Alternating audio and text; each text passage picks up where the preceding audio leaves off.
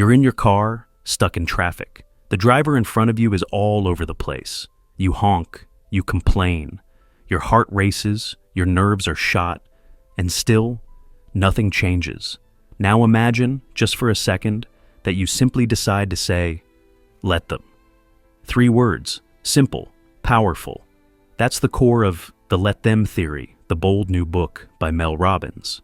A mental wake-up call, a radical invitation to stop trying to control everything, especially other people, and finally reclaim space, peace, and power over what truly matters, you. In this video, we're diving into the foundations of this theory together. Stick around until the end, because you won't leave the same way you came in. You'll learn exactly how to apply this mindset in your everyday life. The invisible trap. Wanting others to change. We all fall into it. We want our partner to be more caring, our colleague to be more efficient, our mother to stop criticizing, our friends to reply exactly the way we want. We exhaust ourselves trying to reshape the world in our image, with arguments, blame, and strategic silence. The result? Stress, frustration, and a deep sense of powerlessness. Mel Robbins calls it the tyranny of control, a play we all act in without even realizing it. What if we opened another door? That's where the Let Them theory comes in, a simple philosophy. Let them do. Let them think. Let them be. Sounds passive, even naive. It's quite the opposite. It's an act of power, a reclaiming of control, because by letting go of managing others, you take back control of the one thing that truly belongs to you, yourself. A concrete example. What if your power was in non-action? Take Sophie. She tries to make everyone happy, her husband, her kids, her co-workers. She anticipates, organizes, corrects, and she burns out. One day she discovers the Let Them theory. The next time her husband forgets to take out the trash, she doesn't nag. She doesn't do it herself either. She lets it be. The result? He ends up doing it. But more importantly, she sleeps better that night. She feels free because she chose not to fight a pointless battle. Take back the reins of yourself. Mel Robbins doesn't preach indifference. She preaches personal sovereignty. The idea that your inner peace is worth more than controlling the outside world. What you can't control, other people's moods, their decisions, their criticism. What you can control, your reactions, your boundaries, your energy. Let them isn't about giving up. It's a compass that guides you back to yourself. Warning, letting go doesn't mean accepting everything. Saying let them doesn't mean saying yes to everything. It means choosing to stop exhausting yourself, resisting what you can't change. And when you decide to stop wasting your energy, you can reinvest it where it truly matters. Your projects, your values, your life choices. It all begins on an apparently ordinary night. Mel's son, Oakley, is getting ready for his prom, but nothing goes as planned. He changes dates at the last minute, forgets to book dinner, and refuses the corsage carefully chosen by his mother. Mel exhausts herself trying to orchestrate the perfect evening. She rushes around in pouring rain, stress rising, heart pounding, and then her daughter Kendall, witnessing the emotional chaos, stops her cold. Let them, it's their night, not yours. The shock, the revelation, a gentle but life-saving slap. We spend our lives trying to control what's beyond our reach, other people's moods, their choices, their judgments. Mel Robbins offers the opposite. Let them. Let your grumpy colleague be in a bad mood. Let your friends go out without you. Let others think whatever they want. Imagine the relief, like putting down a backpack full of stones. Taking back control of yourself. But be careful, letting go is not running away. It's recentering. After allowing others to be who they are, the real question arises. And you? What do you want to do? Mel calls this part, let me. Let me breathe, act, choose. This magical duo, let them, let me, becomes your inner compass. Example, your friends go away for the weekend without inviting you. Let them make their plans. Let me decide whether I want to rekindle those friendships or create new ones. The toxic colleague. You give your best. They ignore or criticize you. Let him. You can't change him. Let me find an environment where my work is valued. The silent treatment. Someone cuts off contact. Let them be silent. Let me choose whether to maintain that bond or let it go. Fear of judgment. You're afraid to publish your project because of what people might say? Let them think what they want. Let me be proud to act in spite of the fear. Everyday applications, from theory to liberation. Managing stress. A stranger keeps coughing on the plane. Let him cough. Let me put on my headphones, breathe, and protect my peace. Family drama. Your mother disapproves of your partner.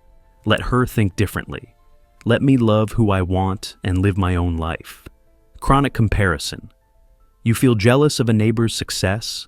Let her shine. Let me reflect. What hidden desires of mine are being stirred? Real power isn't in control. It's in the freedom to accept. What if your energy wasn't meant to bend the world, but to light your own path? Let them be wrong. Let them not understand. Let them live their life. Let me choose peace. Let me show up for myself. Let me finally live free. The 3 invisible pillars of friendship. Why do some friendships last while others quietly fall apart?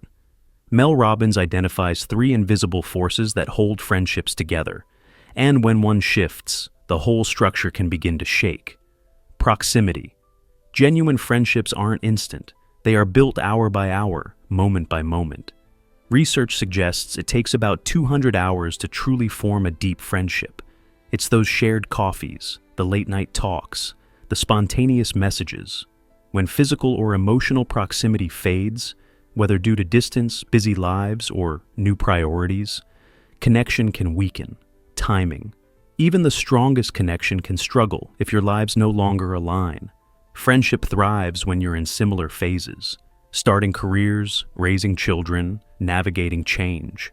If one person moves into a drastically different chapter while the other stays behind, the timing may no longer serve the bond. Energy. That intangible click.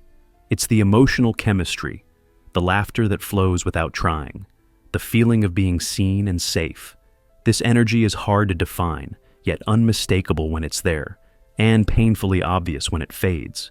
So, if a friendship feels like it's slipping away, remember, it's not you, it's not them, it's the structure. Instead of blaming or forcing, observe what's changed. Sometimes letting go isn't failure, it's recognizing the architecture is no longer holding. A story of unspoken jealousy. Mel shares the moment everything changed. She had introduced a couple of friends to each other, 2 people she deeply cared about, who meant a lot to her. They connected, they clicked, and slowly, she found herself left out. It wasn't dramatic, it wasn't loud, it was subtle, gradual, quiet, and yet the pain was sharp. She felt invisible, forgotten, replaced. She tried to fix it, to reconnect, to be seen again, but nothing worked. Then came the revelation. It wasn't an attack, it was just a shift. Not betrayal, just change. Not rejection, just realignment. That's when the let them mindset came into play. Let them form new bonds. Let them grow apart. Let them move in a different direction. And more importantly, let you grieve. Let you heal. Let you rise again. Somewhere new, with someone new. Perhaps even just with yourself.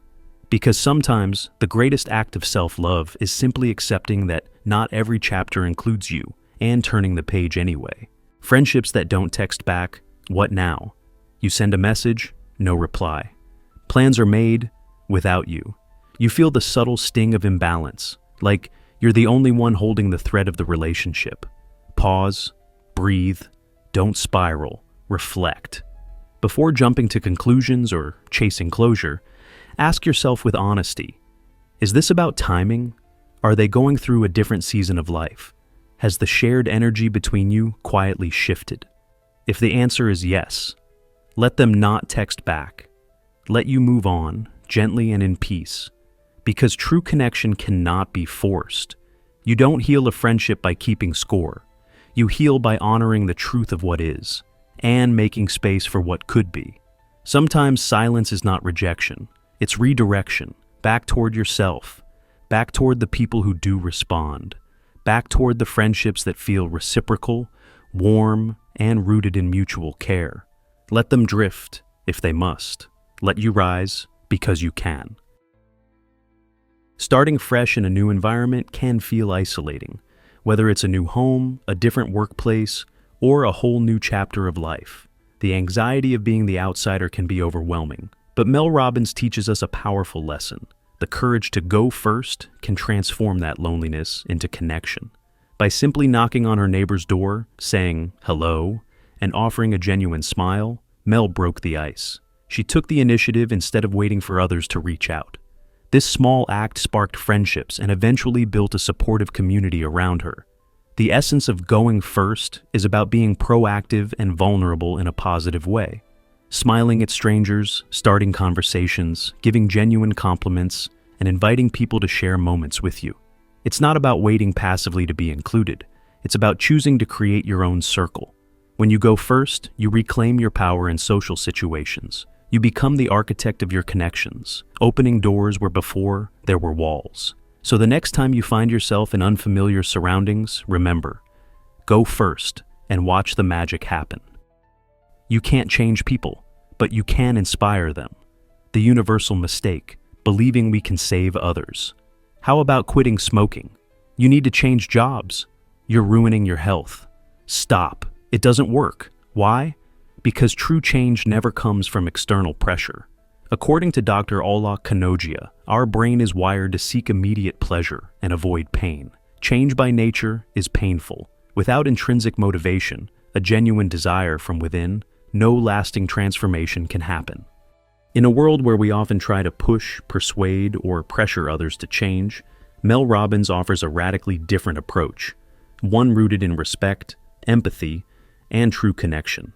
She calls it the ABC loop, a simple yet powerful strategy to create authentic, lasting influence in your relationships. Apologize and ask.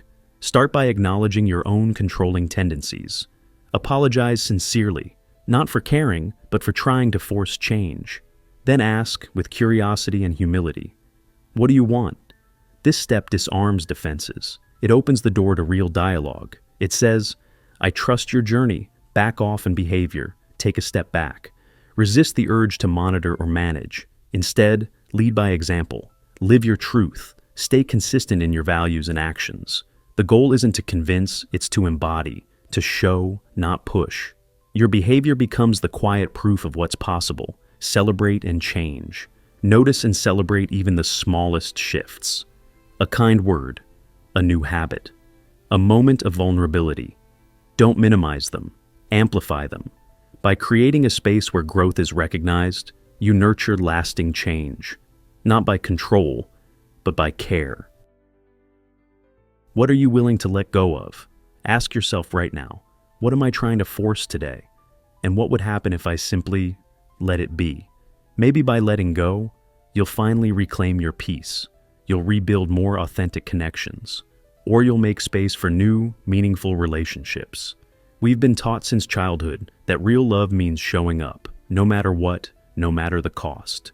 That devotion is measured in sacrifice, but adulthood complicates that equation. Helping someone doesn't mean tolerating everything. Supporting someone doesn't mean carrying their burdens for them. As Mel Robbins puts it bluntly, the more you try to save someone from their problems, the more likely they are to drown in them. Why? Because taking full responsibility for someone else's path often robs them of their own growth. They lose the chance to learn, to choose, to rise. Letting go doesn't mean turning your back. It means drawing a clear line between compassion and codependency. It means trusting that the people you love are capable, even when it's hard to watch. Let them. Let life teach them. Let yourself breathe. And remember, you are not failing by stepping back. You are finally allowing space for truth, healing, and freedom to emerge from both sides. You can't rescue an adult like you raise a child. There's a painful truth we must face. Saving an adult is not the same as protecting a child. A child depends on us for safety, for guidance, for limits. But an adult deserves respect for their journey, even when it veers into chaos, even when their choices appear self-destructive, unless there's an immediate threat, violence, addiction, fueled recklessness, or life-endangering behavior. Stepping in uninvited often backfires. Why? Because real lasting change never comes from external pressure. It's not your will that transforms them. It's theirs, their decision, their rock bottom, their breakthrough. Sometimes, hitting the bottom is the only way up. Dr. Robert Waldinger, psychiatrist and renowned happiness researcher, puts it bluntly. Some people need to hit rock bottom to find the strength to rise. Mel Robbins experienced this firsthand with her daughter, paralyzed by anxiety. In her deep love, she tried to cushion every fall, soften every edge. But in doing so, she unintentionally kept her daughter from growing stronger. Only when she stepped back, when she allowed discomfort, fear, and exposure, did healing begin. It's paradoxical, it's counterintuitive, and yet, it's powerful. To love someone doesn't mean to shield them from the consequences of their choices. It means standing beside them, without carrying them. Love with boundaries is still love. Support doesn't mean self-sacrifice. It means discernment, courage, clear lines. Mel's husband, Chris, once had to make a painful choice. Say no to financially rescuing his brother's failing restaurant for the second time. It wasn't cruelty, it was clarity. Because that no created space for accountability. The collapse became a catalyst, a moment of reckoning, a turning point. Sometimes, refusing to save someone is the most loving act of all. When words fail, let presence speak. Real help doesn't always come wrapped in advice or long conversations. When Mel was drowning in postpartum depression, she couldn't talk. She didn't want to explain, but her sister didn't ask for permission to help. She just showed up. She cooked, she cleaned, she walked beside her. No big declarations, just small, steady acts of love.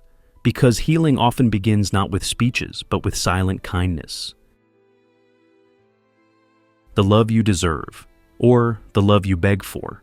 Too often we chase half-hearted relationships, waiting, hoping, convincing ourselves that one day they'll finally see us, that they'll change. But love is not a renovation project, it's a mirror. It either reflects you clearly, or it distorts who you are. As Matthew Hussey puts it, if they like you, you'll know. If they don't, you'll be confused. And Mel Robbins adds, let them show you who they are.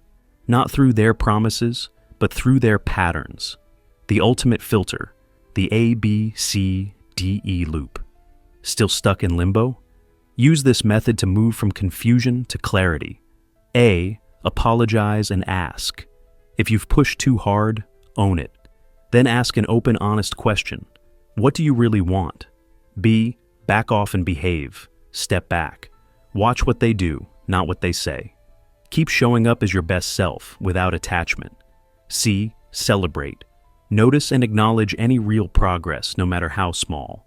D, decide. Are you witnessing growth or confirming a pattern? Decide if this is your deal breaker. E, exit. If nothing changes, let go. Of the relationship or of your expectations. Accept or leave, but stop waiting. That's how you reclaim your power. Ending a relationship is not just a breakup, it's a grief. When a relationship ends, it's more than a goodbye. It's grief. Your nervous system spirals, your heart aches. Your mind replays highlight reels of what once was. Mel Robbins recommends a clear recovery plan. 30 days of no contact. Get outside, get moving. Declutter your space. Fill your calendar with life. Challenge yourself with new goals. And most importantly, ask yourself, if I knew my great love was coming, what would I do with my single life today? Because healing isn't about waiting for someone to come back. It's about becoming the version of yourself who never had to beg for love in the first place. The true message of this book, it's not about them, it's about you. It's not about fixing others. It's not about holding on to people who are already halfway out the door. It's about reclaiming your own power. Stop waiting. Stop begging people to change. Stop trying to prove your worth to those who don't see it. Let them drift. Let them choose. Let them go.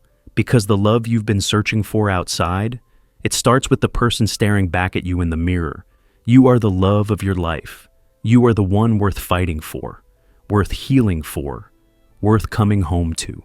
Let them be them, so you can finally let me be me. If this message resonated with you, don't stop here. Subscribe now to discover more books, insights, and healing journeys that put your growth and your peace at the center.